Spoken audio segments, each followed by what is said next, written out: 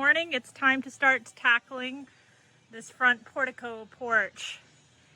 We're gonna rebuild it and we're starting from the ground up. That's our Jenga pier.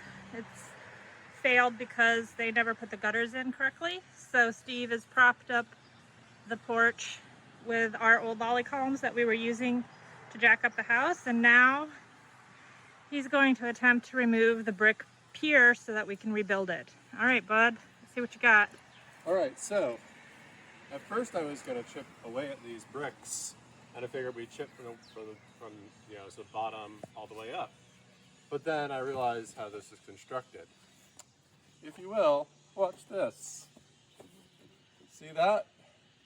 So this thing should just push over. It's a pushover. Ready? Here it goes. Ta-da! No more brick pier. So the whole thing was being held up by that. Okay. Well, that took care of that one. Onward.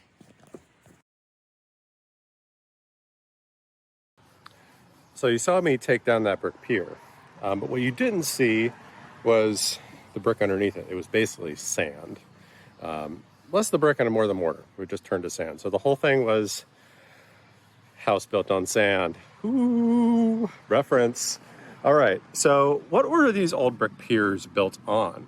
Now, nowadays, we'll dig a hole, we'll put a form in there, we'll put a bunch of concrete in, and we'll have a post coming out of it. But in those days, they didn't have a post.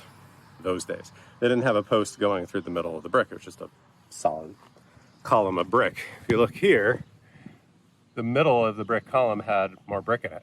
It just was sort of stuffed in there, which doesn't seem great, but that's what it was. Now, the bottom, the brick column, what was it supported on? Because it didn't have concrete. Well, they had placed slate, so you can see that this has been mortared in.